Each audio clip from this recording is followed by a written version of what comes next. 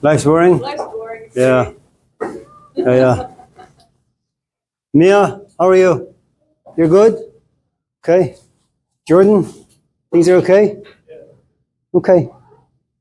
It's going to be a very, very, very small class. Did you guys want to like hover in the middle or? We're kind of taking bets on how many people. I think this is it. Yeah. Maybe a few more. No. We're not half an hour into the class. Yeah, so for those of you who like to migrate, Yeah.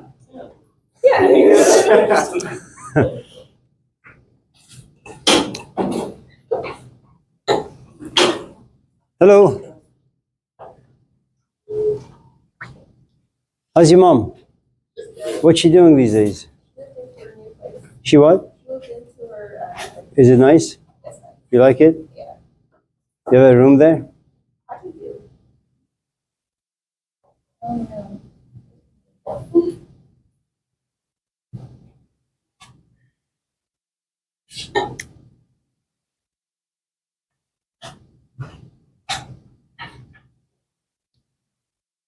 EJ? What's going on? Amir is good. What's going on? I gotta go buy more Scamtrons from the bookstore. For what? For this class. For my other class. I don't need it. Because I don't know anywhere else in the Bay Area that sells Scamtrons. They still do those things? Yeah. So what? Library free. They're not free. BCC. At BCC. Oh, okay. Yeah. Good to know. So what class is it? For my automotive technology class, that's how we take our tests. Still.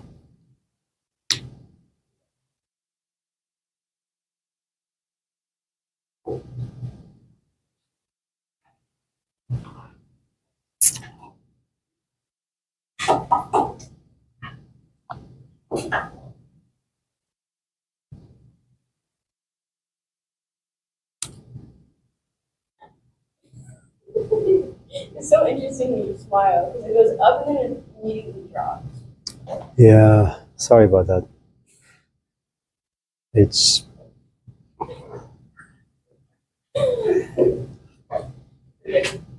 a bad habit. I mean, I really do want to like smile and laugh more often, but it just goes against my nature.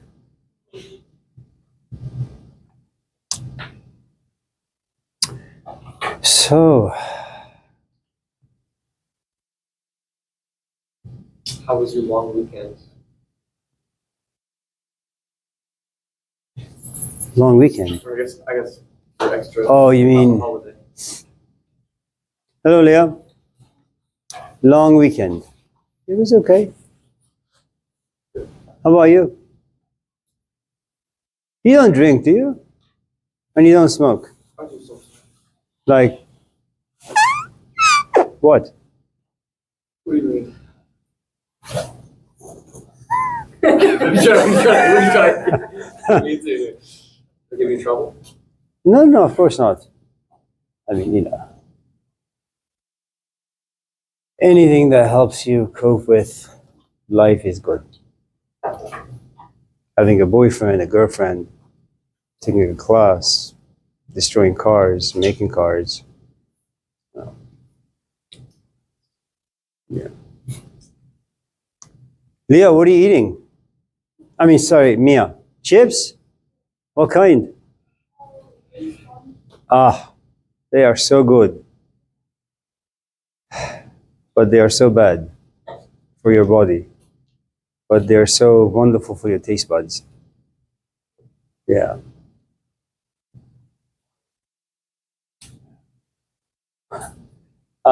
Madison, could you maybe move a little so I could? There you go. Thank you.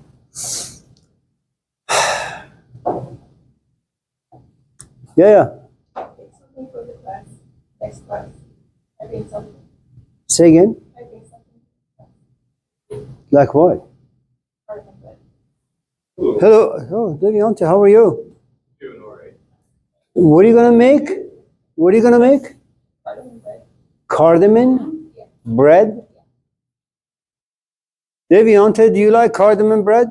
What is that? What is that? Like bread with cardamom. It's like bread with, don't you know that stuff? It's so, which is, It is sweet. It's It's really good. sweet or It's like, bread with cardamom. yeah, it's sweet. It's almost like cinnamon. But it's not cinnamon. Hello. So, just that? I Like- think butter. It's good with butter. Butter? Yeah. No, that clogs your arteries. Don't you like it tastes good. I understand that, but it kills you. I mean, in a very painful way. It's so good. Something's got to. That's true. You know what? Yeah. Why not? And may I ask why? Because why not? Huh. Also, I just wanted to be sweet. That sounds great. So for those of you who are here on Tuesday, the Tuesday for Tuesday? I'll try. I mean, whenever, but try not to eat anything before coming to class. And maybe, just maybe, you'll have cardamom bread. Just, is it a big loaf or a small loaf? Would it? Last time I tried to make one and ended up making two, so yeah, pretty good. Okay. Yeah. but it won't be Why? part of it, but a class. Well, just come by, grab a slice, and then go. Class of marriage. Drop it, Bubba. What class is it? Child development. Ah, please, please.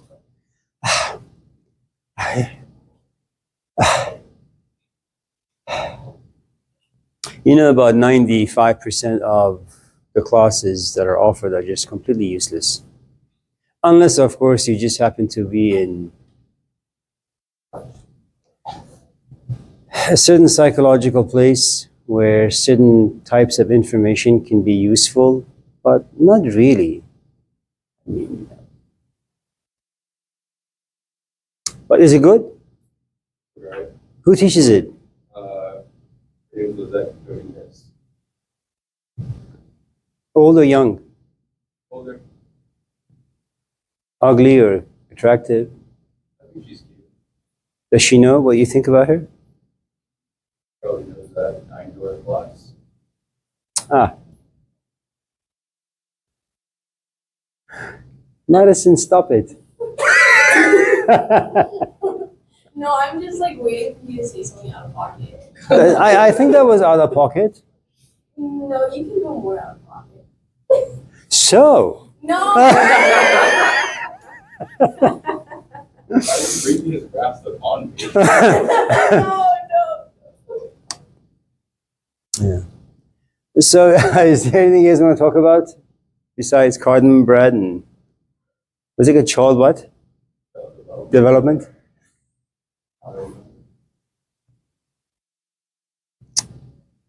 There's a woman who teaches in the psychology department, Elham Chishti.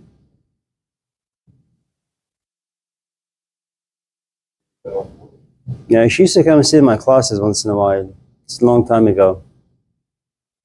But then, you know, she got older and anyways. So anything before we go home?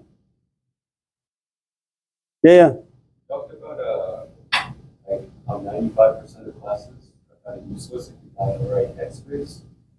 I'm like, I'm scared that as I get older, like I'm losing that headspace a little bit. Like I kind of just start to hate the world a little bit. Everything kind of miserable and sucks. Like, what's the point of even learning any of this? Well, you know, I think at different stages of life, you become interested in different types of information. And then you get to a certain place where you lose interest in information because you want information to kind of be applicable to your life. It's kind of like, imagine for a moment if you've had a relatively difficult childhood and you say, this is an interesting class. Maybe I should take that and figure out, you know, what the hell was wrong with my parents and what was wrong with my neighborhood and what was wrong with my neurons and this and that. And you take this class, and your intentions are quite earnest, and you're a seeker after something. And you take the class, and there are a couple of things. First, the instructor doesn't really know what's going on inside you. The instructor doesn't know your past. And not knowing your past, it doesn't give the instructor enough power, to kind of be able to relate the material to you and your life. Then, and it's not so much about the class. It's, the class is made or broken by the instructor.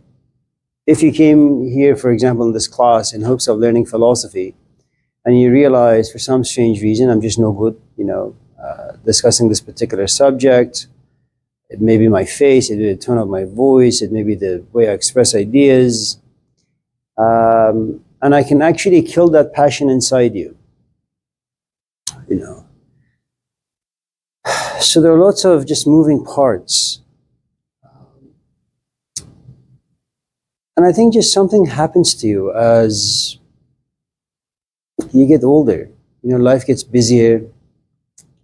You become a bit more concerned about grades. You become a bit more civilized. Madison and I were walking in the rain, and she says to me, everything you've said in the class, I just disagree with, 110%. Well, she didn't really say that. She was much more kind, but she says sometimes, and she's absolutely right, that, life sucks the life out of you, and you need to somehow find a way to reignite the flame, in her words. And it's true. And I think instructors lose that. Grading the essays and making sure that they're following a certain curriculum and they don't get any complaints. And if they do, somehow they need to put out the flame. So there are lots of, things to consider. It's like, you get into a relationship because you love someone, and then the rent comes in, and then the food comes in, and the mood swings come in, and just the human nature and discontent comes in. And then before you know it, kids come in, and the in-laws, and the outlaws, and then, your work. And before you know it, you just don't want to be in it anymore. It's just very, very, very gradual.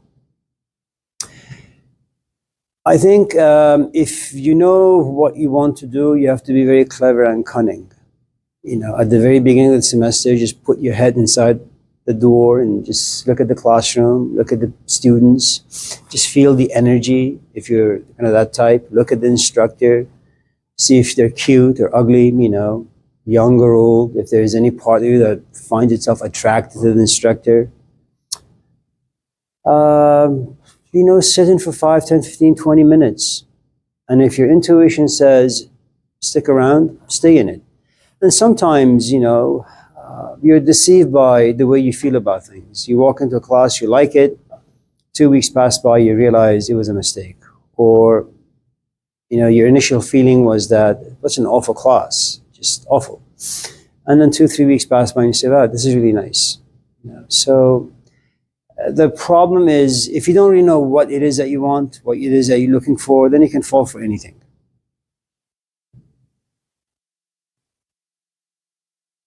Yeah. And as you get older, you get a bit darker, that's all.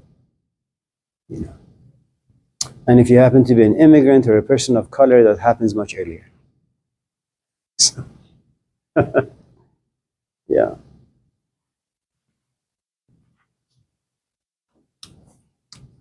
What? When it is sunny, you don't show up. When it's, I like the rain.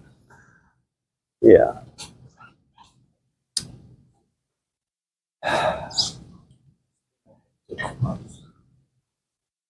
Yeah. Yeah.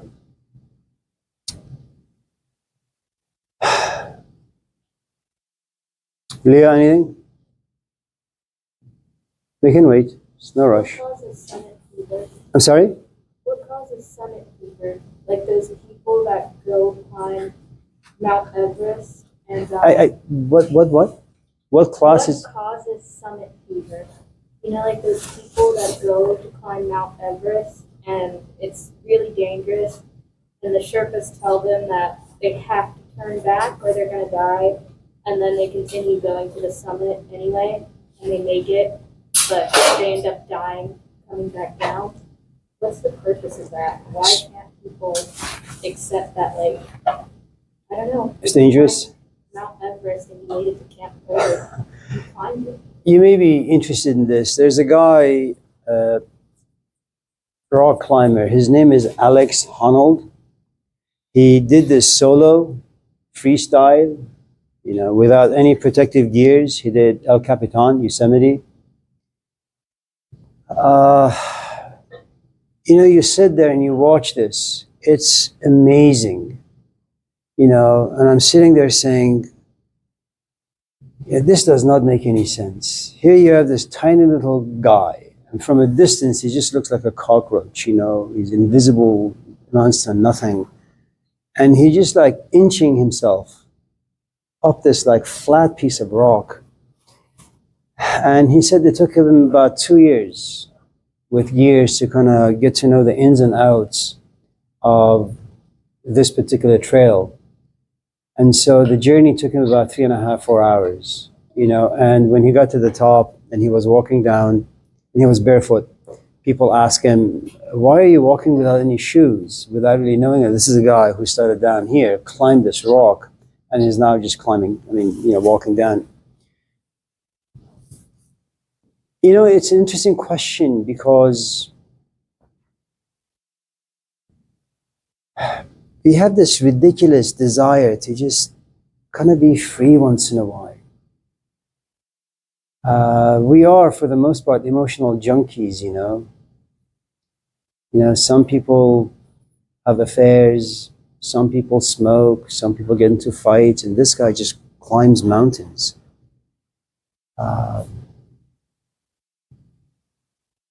Have you ever seen a moth? Moths are stupid. They're beautiful little, animals, but they're just stupid. It's like 6 p.m., it's dark, you turn the light on, and the only thing that this moth wants to go do is like hit the lamp, sit on the lamp, and get burnt alive. There is a sense of pleasure in pain, pleasure in annihilation.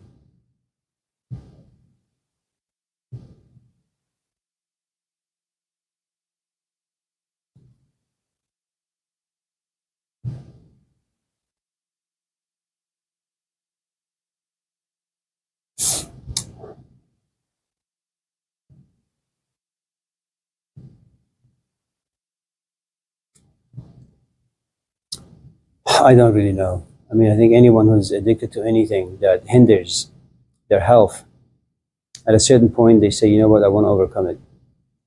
That's going against like 20, 30 years of habit. Right. Hello, how are you? Anyways, I don't really know. Human beings are just nuts. Why can't they just be satisfied? Satisfied with what? Life has nothing to offer anyone. If you reach Camp Horror, most people don't even make it that far. You don't have to reach the summit to climb the entire mountain. But the intention was to get to the summit, to get to the top. Huh?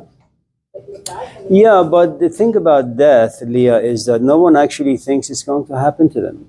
No one gets, look, the stats currently are that people over the age of 40, 45, the divorce rate is 73% for them, And then you sit back and you say, well, why would anyone get married? Because people get married because they're kind of governed by this fantasy that they are exempt from certain things that happen to most of us. At a certain point, the flame is just going to fizzle out, and in as much as you want to rekindle, ignite, it's just not going to happen. For those of you in this class who are interested in relationships, interested in marriage, interested in knowing why people divorce, there's a guy, he is just brilliant. His name is James Sexton, Sexton. The way he speaks and the way he expresses ideas, they are absolutely incredible. And, he's very animated. He himself was married, 2 kids, divorced. He's a divorce lawyer. And it's interesting to sit back and just, watch him and hear him speak about this stuff.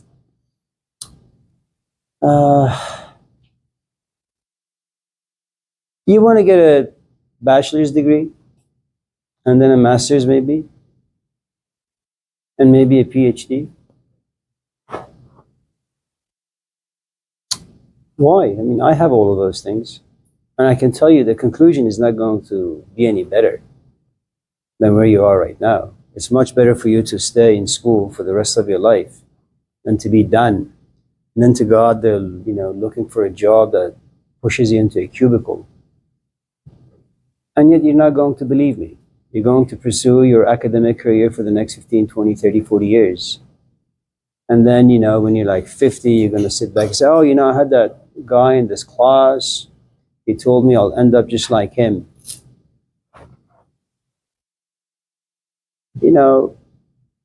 I never thought I'd get cancer or I'd get heart surgery or I'm going to get older, I'm going to get sicker, I'm going to die. No.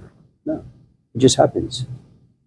I mean, most of the people who go on Everest, Alex Honnold, the only reason why he doesn't climb dangerous rocks anymore, he has a kid now. And what he didn't know was that while he was climbing El Capitan, his girlfriend was in the car and she was just sobbing for 3.5 hours. And all that knowledge, now hinders him from doing anything that's dangerous. And there are lots of people who get injured and then they go back at it again. And there is this sense of the desire to just feel alive, man. I mean, look at what Deviante had said. You take all these classes, you sit there and it's boring. I mean, this poor guy, he just likes to play with like pistons and, transmissions and brakes and steering wheel and, go to a library, buy a Scantron, take a stupid test. That's not what he signed up for. And before you know it, he's just sitting in a classroom, just taking test after test after test. After this, after a while, you say, you know what? I want to feel myself come to life. I mean, that's why around the 19th or 20th century, this huge movement called existentialism came about. Factories are all over the place. No one gets together anymore. There are no lively conversations. Movies suck. People suck. Society sucks. You want to find yourself a place where something, someone, anything can bring you to life. In some sense, if you study the life of Hitler, for example, and Germany at his time, Germany was bankrupt. It was going through its own cultural depression. And when you're depressed, you just don't have any hope inside you as a culture, as a person. And so Hitler comes and he begins to scream. He begins to unite people and he inspires people. And for the first time, Germans have hope, after 30, 40 years. And the truth is, look at the MAGA community or the MAGA community. All these ridiculous, uneducated people, that even though they see in front of them that the earth is round, they still say it's flat. They see all the lies, they see all the corruption, and they still follow. Why? Because if you believe in anything intensely, in many ways you become blind. And in many ways, in blindness, you come to life. And it's great. It's bad for the rest of us, but...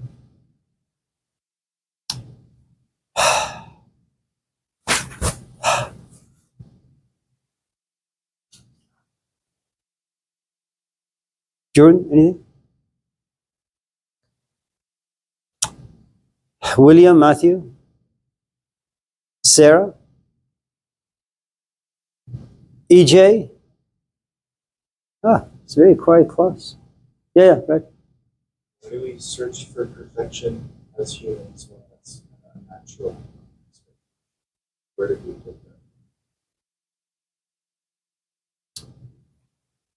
If you look at the history of architecture, beginning with the Egyptian civilization, or if you look at the history of sculpture, go back and look at the cultures before the Greek era, the golden age of Greece, the Minoans, Mesopotamians or Iraqis, And I mean, it's like making a stick, putting two sticks on the side, and you have like two arms and two sticks on the bottom. Now you have two legs. I mean, that's all it is. When it comes to the Greeks, something really amazing happens. They look at the universe and they say there is harmony and balance in it. And it's not that Egyptians or Sumerians didn't think of those things, but you can only go as far as your imagination allows you, and your imagination has to be exposed to certain things. In other words, I have to tell you that there is this ice cream called Akbar Mashti. It has, hello, it has rose water in it, sometimes rose petals, pistachios. It's delicious. And what you realize I just did, I create an image inside your head. You've never had Persian ice cream, but you can't get Persian ice cream at Safeway. The next thing I need to do is provide you with another image. There is a Persian market on San Pablo in Berkeley. Go there. It's called Khabar Miane, Middle Eastern market. Just go there and ask for where their ice cream is and get yourself a big bucket for about $40 and just go home. I mean, your taste buds will probably reject it, but And the point I'm trying to make is that the more I talk about this ice cream, the more you're going to have this illusion or fantasy inside your brain that, wow, it must taste really, really good. What do you think I have just created for you? An image. And that image has in it elements of perfection, that your taste buds are going to come to life. You're going to sit there, watch a movie, and eat scoop after scoop of Persian ice cream. And so when you look at sculpture, what you realize is that the Minoans borrow from Sumerians. The Sumerians borrow from Egypt. The Greeks borrow from all these cultures before them. And they do something amazing. For the first time, they create like this statue, Christus. The abs, the stomach is like Cristiano Ronaldo, six-pack. The chin, square jaw. Cheekbones, high. Lips, full. If you look at, just the arms and the legs and say, my God, this is amazing. Why didn't Sumerians or Egyptians think about that? Because they were not exposed. But what they all have in common is that they wanted perfection. They created gods and goddesses, all in the name of beauty and perfection. But when it comes to the zenith era of the Greek period, amazing, amazing. You have buildings that have to do with the philosophy of Pythagoras and the philosophy of Plato and all the philosophies created in honor of the gods, And there is something about us. You look at Kim Kardashian, for example. Do you know that how long it took human beings to be able to create a statue that you look at it and say, there is nothing wrong with it. Everything is symmetrical, it's harmonious. Come 20th century, and you have Angelina Jolie, or you have Kim Kardashian. The perfect nose, eyebrows, forehead, cheekbones. And what you realize is that you have two kinds of beauty. One that's external. You can find that external beauty in Angelina Jolie or Kim Kardashian. Or you have someone like Plato or Jesus Christ who says, well, there is another kind of beauty that has to do with your psychology. It's like having suffered through a trauma and you go seek therapy. Why do you seek therapy? Because you want to beautify your interior as opposed to always living in a trash bin. And so there is a desire inside us, and it's innate, and we are condemned by it. From the moment you're born, you scream. Why? Because birth is a painful experience. Who gives you comfort? Well, the arms of your mother. That's beauty, that's perfection. And all of a sudden you just close your eyes and you giggle and you just rest, And then you find yourself again expelled from the Garden of Eden. Whether it's diarrhea, you pooped in your diapers and it's burning, giving you a rash and you scream, and then your mom comes. Puts some medication on your behind, changes your diapers, and once again, beauty is at hand. You go out with a human being and you realize that, their personality, you don't really jive with that too well. So you dump him. and you go on this quest to find another human being who matches your own temperament, your own personality, your own history, your own language, your own thoughts a bit better. You know, in some ways it's a blessing, and in many ways it's a curse, because what you have is, if you're exposed to people like Jesus or Plato or Socrates, is that they argue that, you know, there are two stages you go through in life. The easiest and the most accessible is the beauty you find through the senses. Chicken tikka masala. It's beautiful tasting, you know, isn't it? It's delicious. Zachary's pizza. I don't know about that anymore, you know. It's used to be really, really good. You know, looking at, I don't know, Al Pacino and hear him scream, that's great. There comes a point where you say, you know what? It's not enough. I am saturated by the short-lived beauty that my senses give me. I want something more. And so all of a sudden you become contaminated with the philosophy of Jesus or the philosophy of Plato. And now you're looking for something that you can't see, you can't touch, you can't taste or hear, you know. And so you're forever like this donkey and a carrot. You know, the carrot is this image of beauty and perfection, and you're the donkey, always chasing after it, never getting there. And ultimately, if you're really, really, really mature intellectually, you say, you know what? به روز مرگ چه تابوت من روان باشد گمان مبر که مرا درد این جهان باشد جنازه هم چو ببینی مگو فراق مرا وصال و ملاقات آن زمان باشد. That when you see my corpse, when you see me dead, don't cry for me, don't mourn for me, because now I can actually go to the place from which I came. Now I can be in the presence of beauty and perfection. I can go to paradise. I can now sit with the angels and the gods, you know. And so we've created this elaborate philosophy of life that, and I don't know why we have done it. Maybe they've been kind of contaminated by people who came before us and told us that there is a way out of this rat race. You know, it's like someone telling you, I mean, your mom has lived in Oakland, your dad has lived in Oakland, your generations you guys have been in Oakland. And someone eventually comes and says, you know what, Oakland is a nasty place to live in. You know, there is this place, it's called Richmond.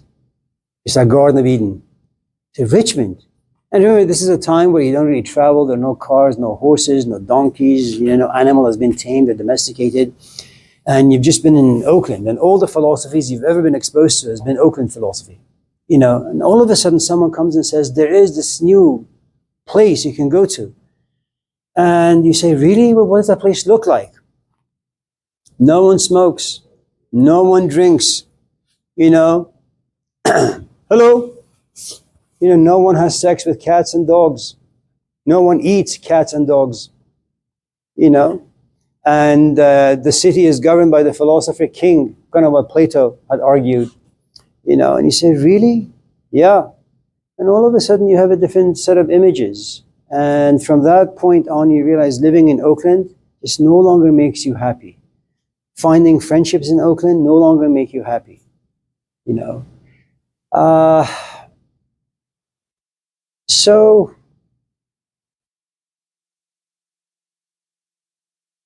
if I was to give you a very, very cheesy example, I would say the following. What's going on?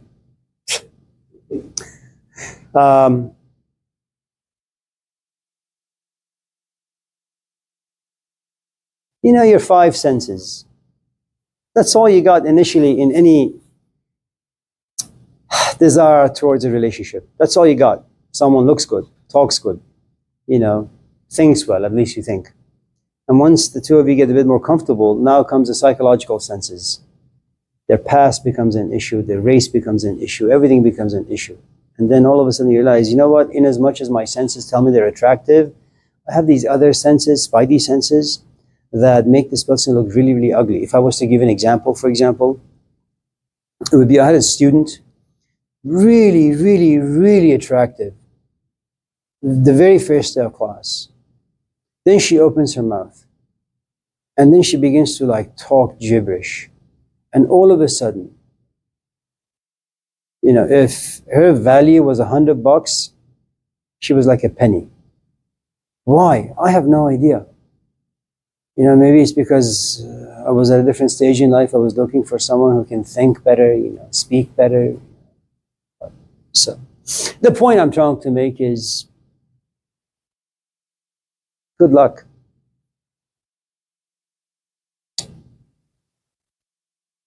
I would recommend that you read the Gospel of Judas.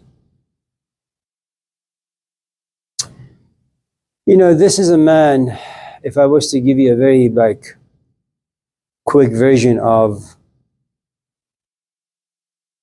that fellow some 2,000 years ago. You know, he goes on this quest, right?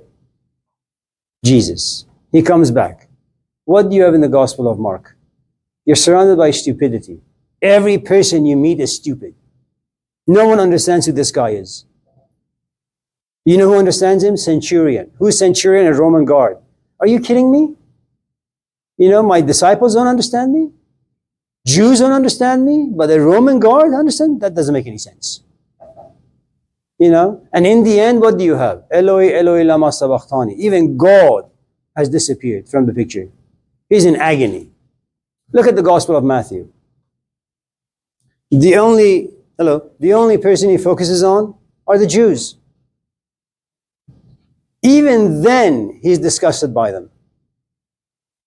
Then the Gospel of Luke, he says, you know what? My own people are fucked up.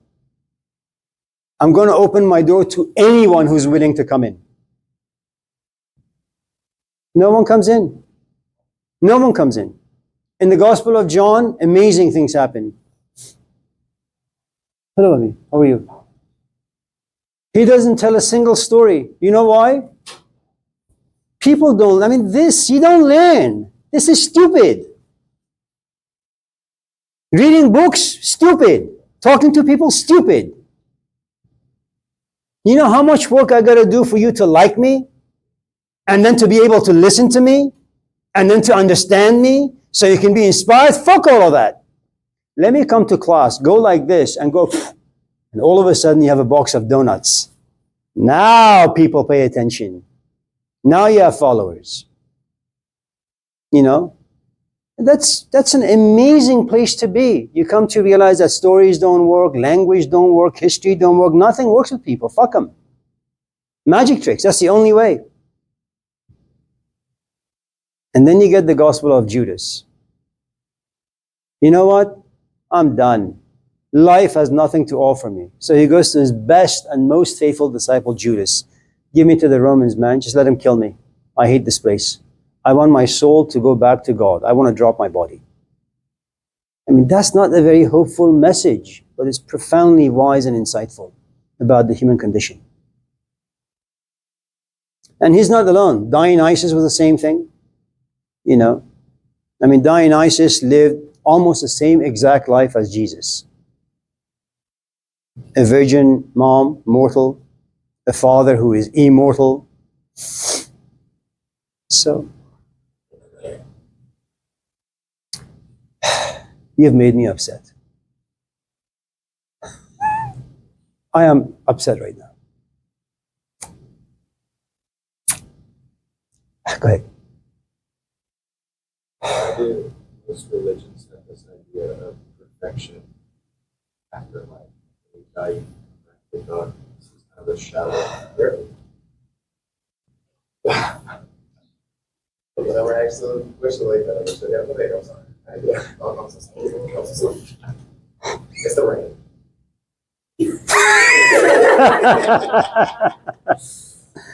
I wasn't even listening to your question. Sorry, go ahead.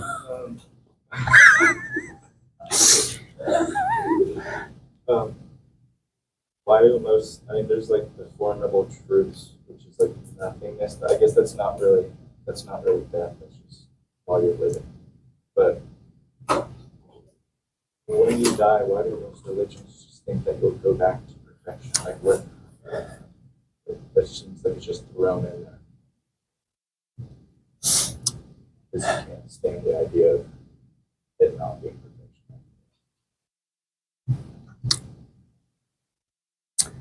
Can I change the scenario a little bit? Are you sure?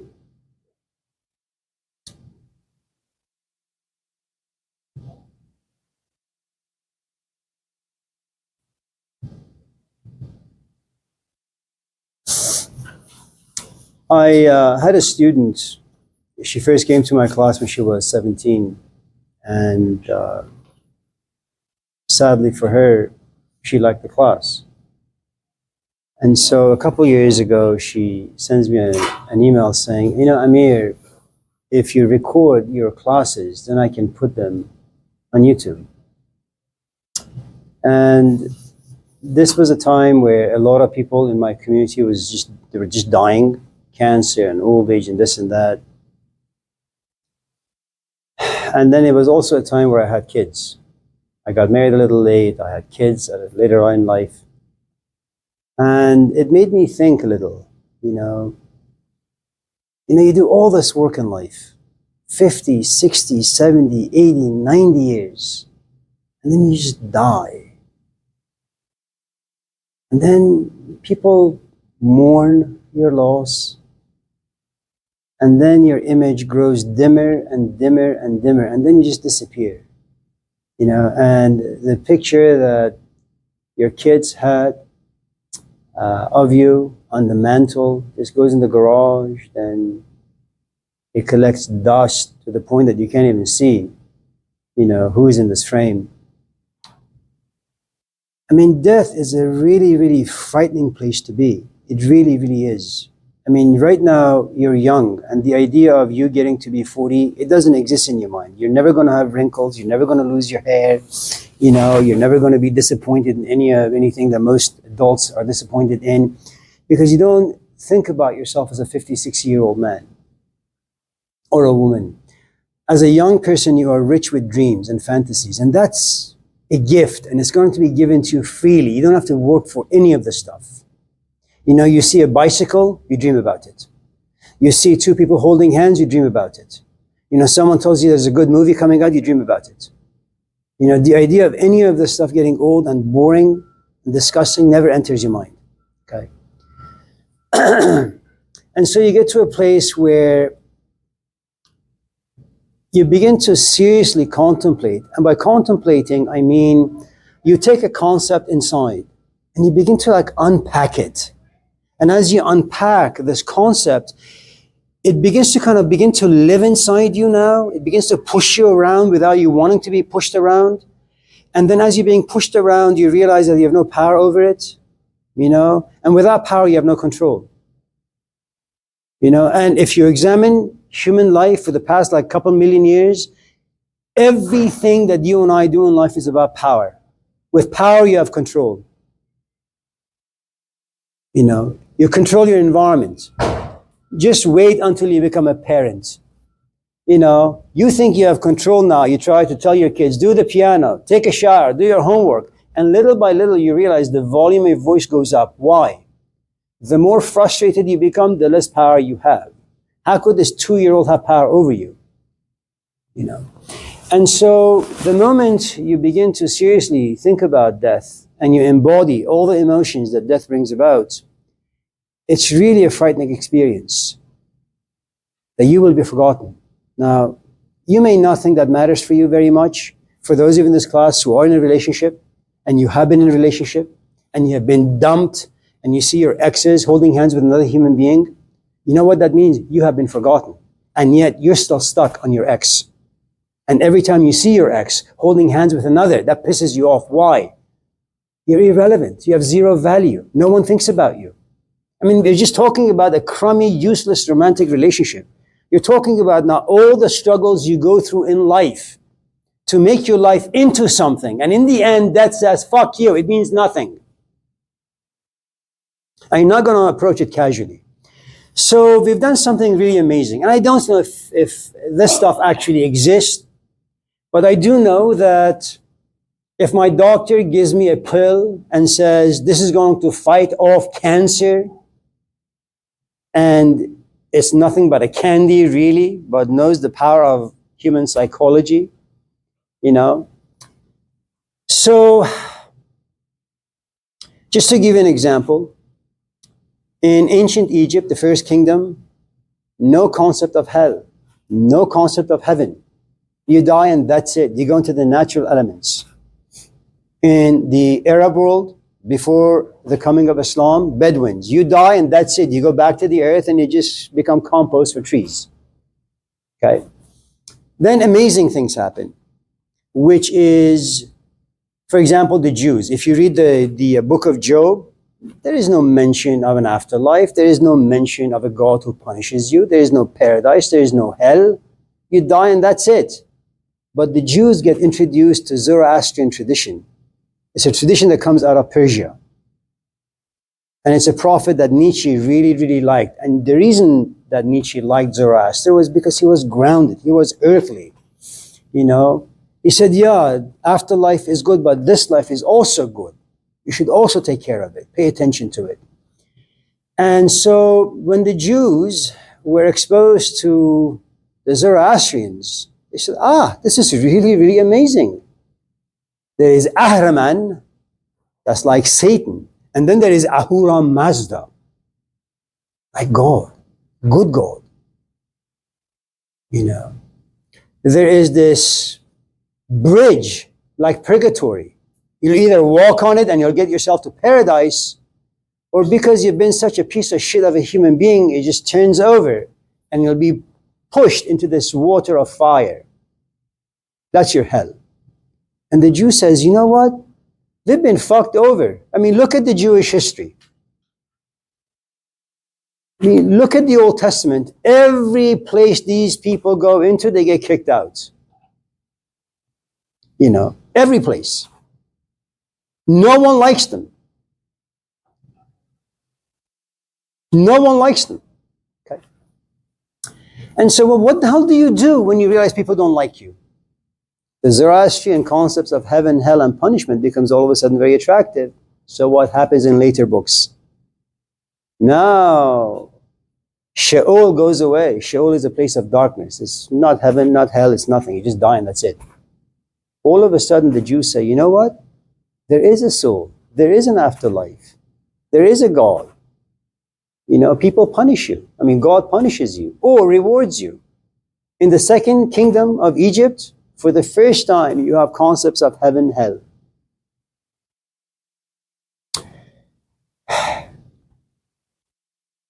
I like to be remembered by my kids, man. I mean, if I die and my wife remarries, I like to believe that while she's having sex with another human being, she's going to feel bad and she's going to feel guilty because all of a sudden, you know, psychologically, she says, you know, I shouldn't be doing this. As opposed to, oh yes, more! Feels so good! No, it's devastating. I mean, it's devastating to feel that you can be replaced or forgotten so easily. So we create all these elaborate philosophies of life. And don't get me, there is nothing wrong with it. It shows the fragility of just being a human being. I mean, we are profoundly fragile, man. We break easily. I mean, some of you in this class may say, why is this class so fucking doom and gloom all the time? If you examine your own emotions, where you wake up and you happen to be in a sad mood or a bad mood, it takes you like months to make yourself happy. If, on the other hand, you wake up in a happy mood, it just takes this to change your mood from happy to sad.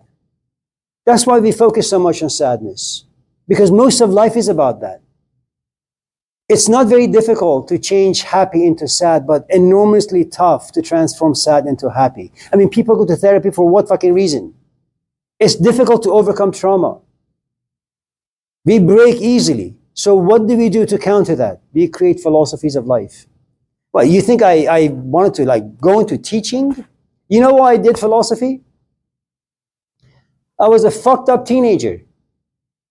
Not fucked up because I stole or did drugs or did alcohol, none of those things. I was just confused. We didn't have this word depression in my culture, in my language.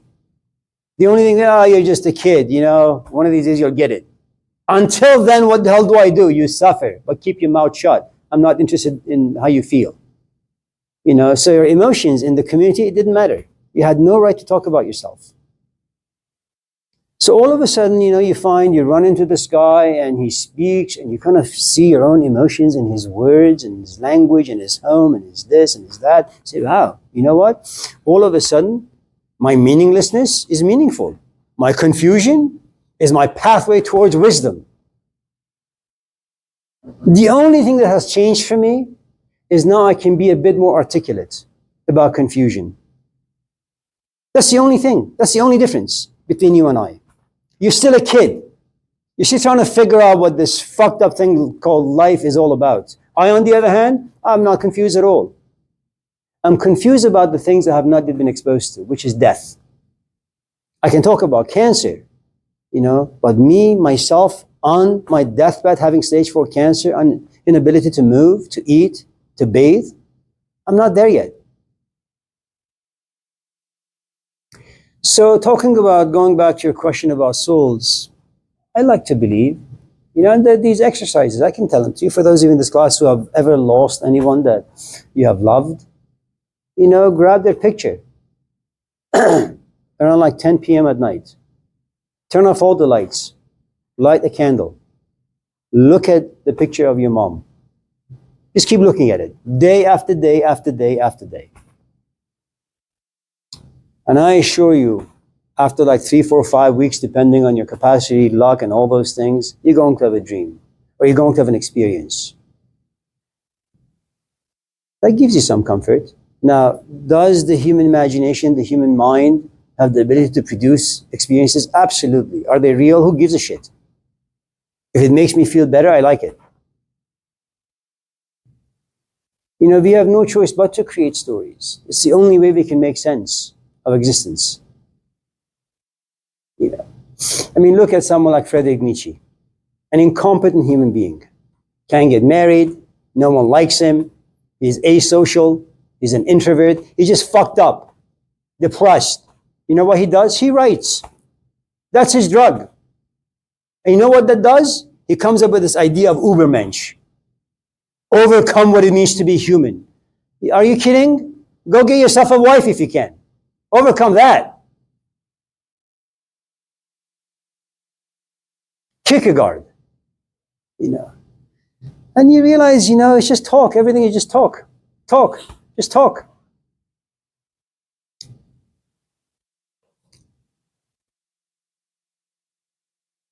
And this is nothing new, man. You've been in my religion class. Consider the Epic of Gilgamesh we talked about when you took that class. What happens? For the first time, Gilgamesh feels he's alive because he's in love with Enkidu. What happens? Life takes him. Enkidu dies. And he doesn't know what to do. When you fall in love, the person you're in love with, that's your sun. That's your oxygen tank. The moment they leave, the moment they're dead, you're suffocating. And you want a way out. What does he do? An image. Utanapishtam. He has like immortality inside him. He has wisdom inside him.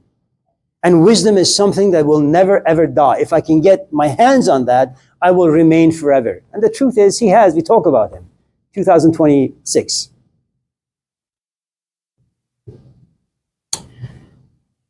And I suppose the answer to your very, very complex question is the following.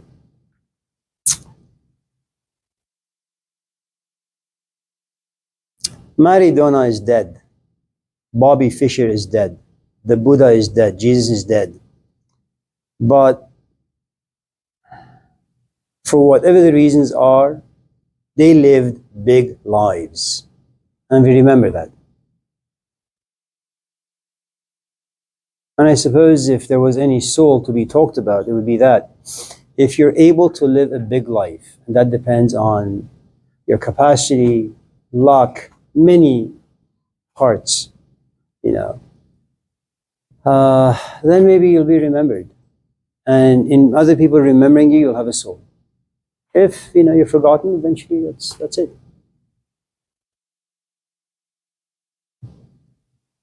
I joke around with my father all the time. My last name, Sabzavari, goes back to the 9th century. This tiny little guy in this tiny little village called Sabzavar. He was a philosopher.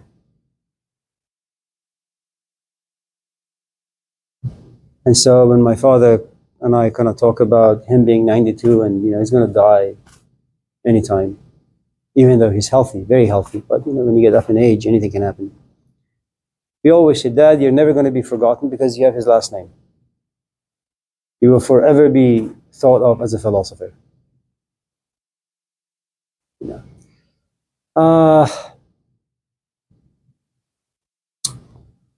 I like this teacher from Armenia. His name is G.I. Gurdjieff. And a couple days ago, I found that there is a book about him. And that book was written by one of his disciples or students, whose name was J.G. Bennett. And the book came yesterday. Beautiful cover with Gurdjieff's face on it. And I just sat and I looked at this image for like 10 minutes.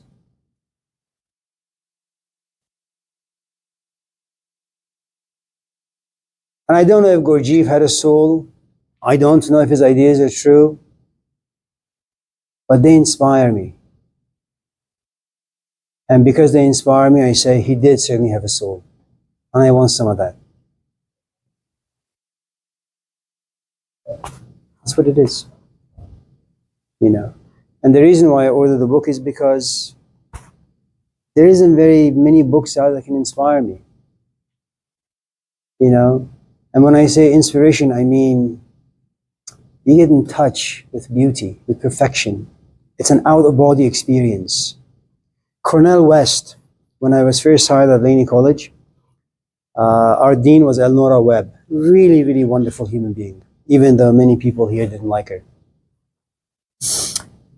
Her and Cornell West were friends. And so she comes to me and says, Amir, you know, you're the chair of philosophy department. Cornell is going to come. Once you guys get together, chit-chat a little bit, get to know him, he'll get to know you. And I had no idea who this guy was. We went to Henry Kaiser across the street, and he's introduced, he goes to the podium and begins to talk. Man, that fucking guy knows how to give a sermon. Amazing, amazing, amazing, amazing, amazing. And I'm sitting like way, way in the back, you know, and I'm saying, I want some of that, you know. And if you can find that in a movie for 2 hours, it's great, good for you, you know. Because the truth is, I think, just living in the cage of society, this guy has to, you know, part of him right now is thinking about the Scantron and the test he's got to take, you know. You know, he's like half man, half machine. So, anyways, enough of that. Good? Yeah. What makes modern humans so arrogant? So what? So arrogant. Monarchy? No, what makes modern humans so arrogant? Oh, What do we think? We have everything figured out, and we reject, things that have been, like, knowledge and wisdom accumulated over thousands of years, like religion, philosophy. so a couple days ago, I'm sitting kind of tired of thinking and writing.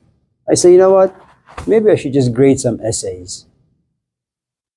It's an awful way to waste time, but so I, you know, and Turnitin has this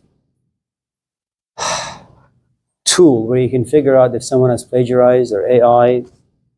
So I send this students, listen, you know, like 30% or 20% of your essay is AI. It doesn't really mean anything, but it just states, you know, that this part is not your writing. Now, the essay itself lacks depth. It just has no substance. It's stupid, you know, and it's missing a lot of it's just missing a lot of things. So the student emailed me saying, long essay.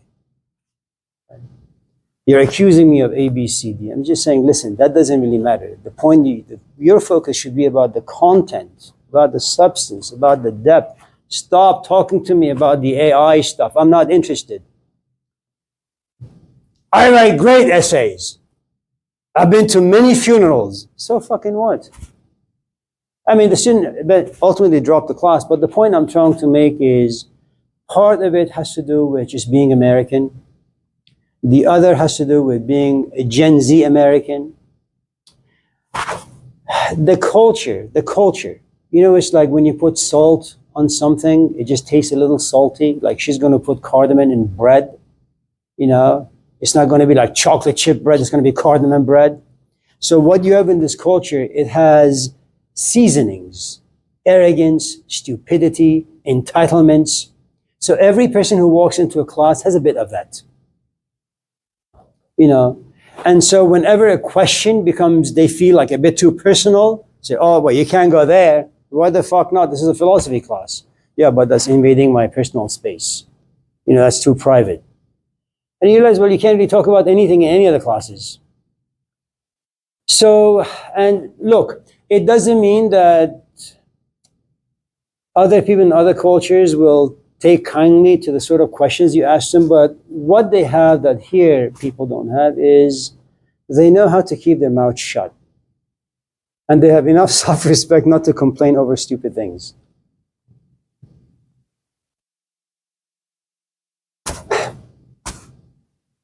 There is nothing wrong with arrogance, by the way. You know, you should always be arrogant. If you have any experience that you have processed well, be arrogant towards stupid people, but always exercise humility before your craft. If you have an 18-year-old who doesn't know how to write but claims that they do, demolish them. I mean, in a nice way. Be gentle. But if you're sitting next to Angela Davis, keep your mouth shut.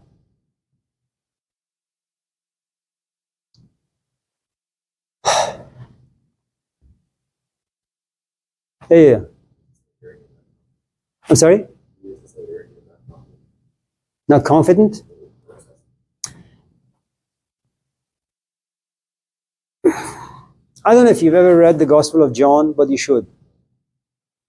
The difference between John and the three Gospels, which are called the Synoptic Gospels, and we call them synoptic because they have so many things in common. In the Gospel of Matthew, Jesus refers to himself. He says, I, twice. In the Gospel of Mark, he says, I, twice. In the Gospel of Luke, I may be mistaken with the numbers. In the Gospel of Luke, he says, I, 5 times. In the Gospel of John, 50 times. I am the bread. I am the light. I am this. I am that. Is that arrogance? Well, to someone who doesn't appreciate wisdom, absolutely. Someone who happens to be an idiot, yeah. But for someone who has found beauty and perfection when they look upon Jesus, they say, yes, you know, his physical presence is my Garden of Eden. It's my Sabbath. It's my promised land. I have found it. You know, so, you know, it may be mostly semantical, you know, whether it's arrogance or confidence. I suppose Jesus has confidence, but other people see him as arrogant. But if you happen to be Jesus, he doesn't really give a shit about that. He doesn't care what you think. You know, I'm sorry? For you, it's all about what's here right now. That's what guys with a because you can't get the answers from them directly. Feel like here, I don't care about that. It's just all you.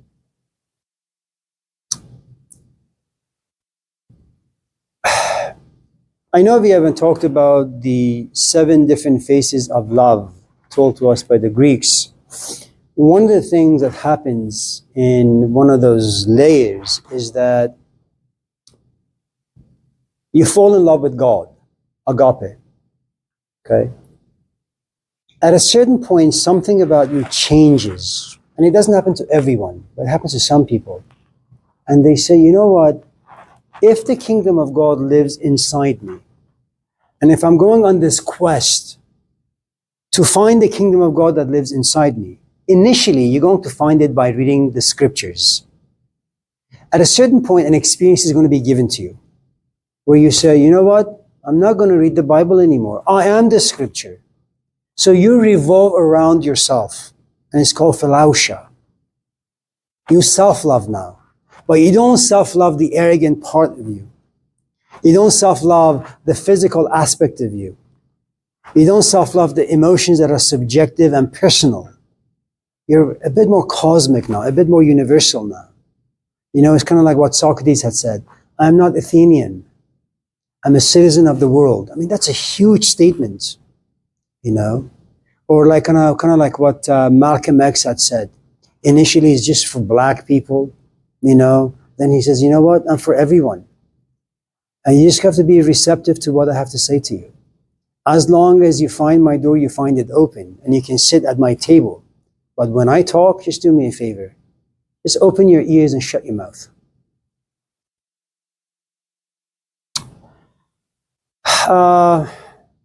And it's a great place to be, where you just revolve around yourself.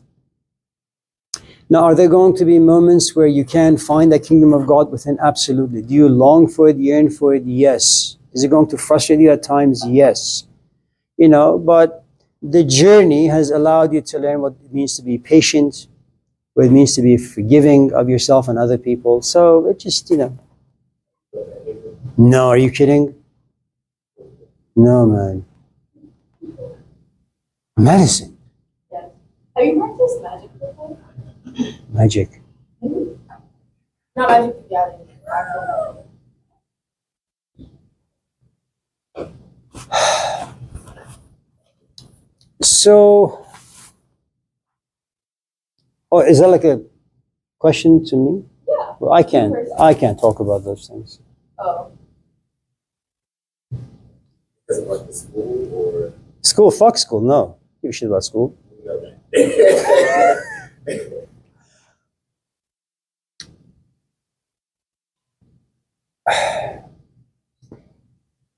When you're young, you're interested in a lot of things. Astrology, numerology, magic, and there are all these wonderful books. You know, The Secret Behind Names, that was founded by the Egyptians. You become interested in this particular sect of Christianity where it's all about magic. Something like that, right? And what you discover is the following. And I think it takes some time, and if you're not completely consumed and intoxicated by such things, there comes a point, you know, it's kind of like you meet someone, you like them, and the liking becomes really intense, it turns into love. And then love is like this magic that lives inside you. And one of the ways that this particular magic expresses itself is through the sexual engagement. And it is truly magical because for the first time, because we are kind of divided animals, your mind is over there and your emotions are over there and your body is over there. You know, so like when you're with someone, kind of like some people in this classroom, their physical body is here, but their mind is like on the telephone, their cell phone, you know, and they're thinking about something. So we are fragmented animals. The moment love happens to you, you become extremely focused just on one single human being. And when you have sex with them, it is really transformative, okay? What you realize, though, is that the transformation has a very, very short lifespan. Imagine you go home and through certain magical practices and exercises, you get a chance to see your dead mother. And you rejoice and you're happy. And you know she's okay. And she tells you you're going to be okay. Now, that experience will last for you maybe a week, maybe a month, maybe a couple of hours. But life is busy. You're eventually going to be sucked back into your physical body and just physical life. Okay? And that's one of the nice things about Buddhism. One of the nice things about, say, Moses and the Buddha and Muhammad is that, yes, you have an experience, but there is life. You know, experiences will transform you, but to live life, you need to be aware, you need to be mindful, you need to understand a whole host of things. So is magic good? Absolutely. Does it give you different kinds of perspectives? Yes. Does it create a different self-image? Yes. Does it even create a different self? Yes.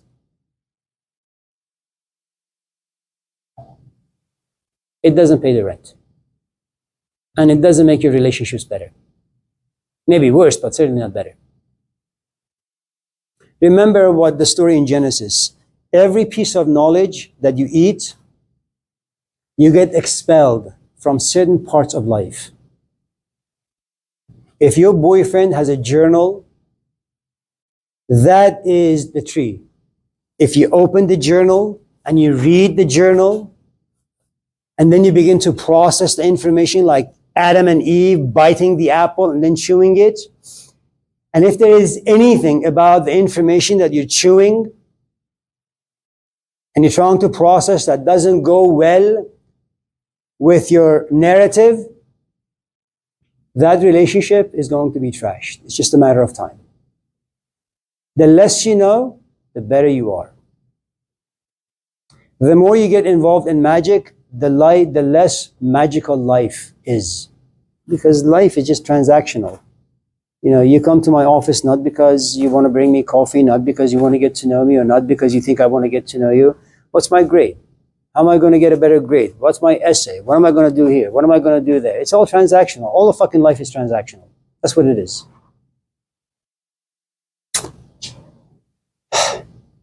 Yeah, Deviante. Am I saying your name right? I feel like you said it right every single time. I'm sorry. Okay. One of your classes, you kind of talked about how, it was from a question I asked, but you said that there lives a question inside of me that maybe God can't answer. And I'm kind of sitting here and I'm wondering, like, what's Amir's question? What's what? What's your question?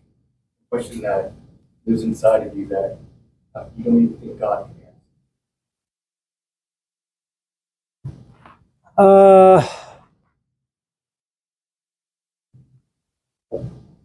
It's a really good question. I don't know.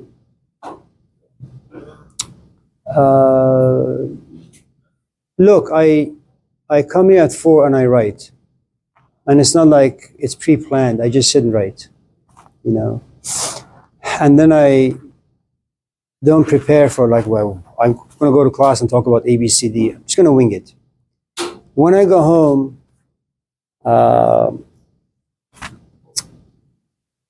I'm in the process of building a huge room, you know. So I'm busy with my nail guns and trims and 2x4s and 4x4s. And then the kids come, I take care of that. Then my wife comes, I let her take care of me. And then, isn't that what women do? No, you're hilarious though. Like, you know what you're doing. Okay, I'm sorry. Travel. What? Go ahead. I'm so sorry. I did not mean to interrupt. Go ahead. Oh wait, you're a feminist? Yeah. Actually, yeah. Well, that's why. What does that mean? What? A woman is there to serve you. No. We are not. We don't even have that much time. I'm sorry for interrupting. Go ahead. Oh, you guys, I'm just joking. Not really, but I'm just kidding. So, and then, you know, the kids go to sleep. I write some more, and that's it. But let me just say something about that.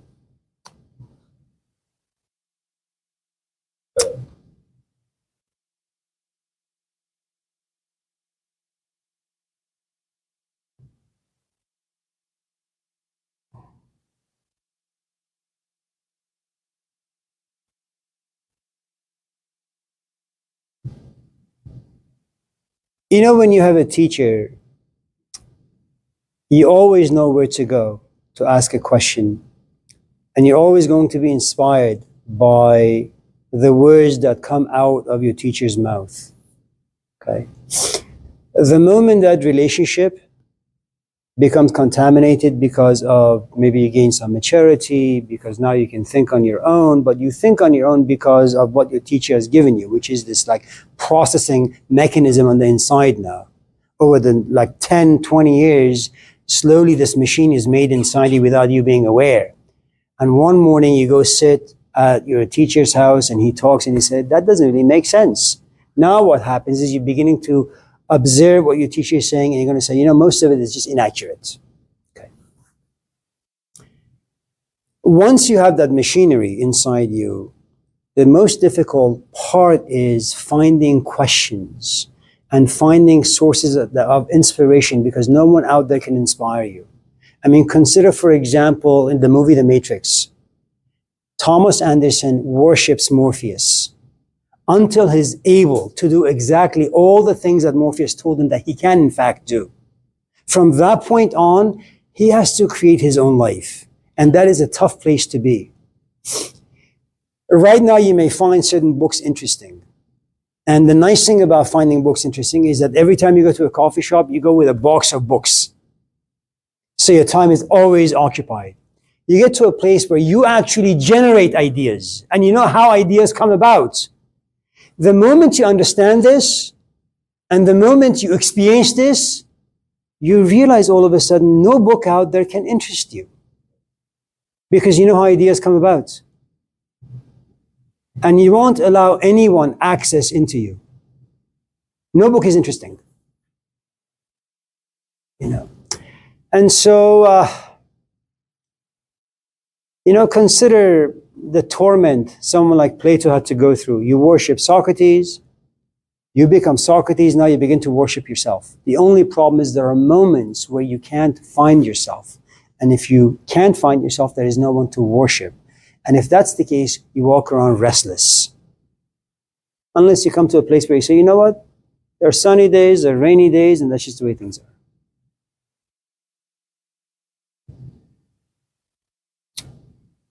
Yeah. Anything? Oh, no, this, I don't know. Oh. Have to go, Amir. For those of you who came in late, we're going to have cardamom bread for breakfast. It's bread, and you can just sprinkle some cardamom on it. You put it inside?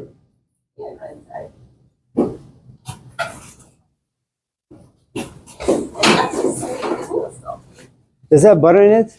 Have a good one. Say again?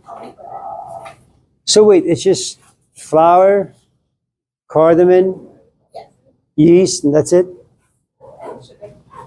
I guess it's probably water. Is it a lot of sugar? Are you a good bake? I don't know. Well, can you can you make one loaf that doesn't have very much sugar?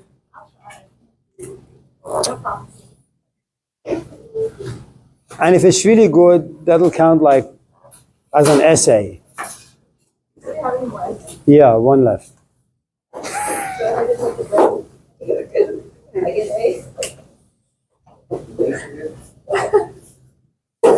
what we're gonna play. I got some sourdough I can bake for you. Some really nice. Take care. Bye.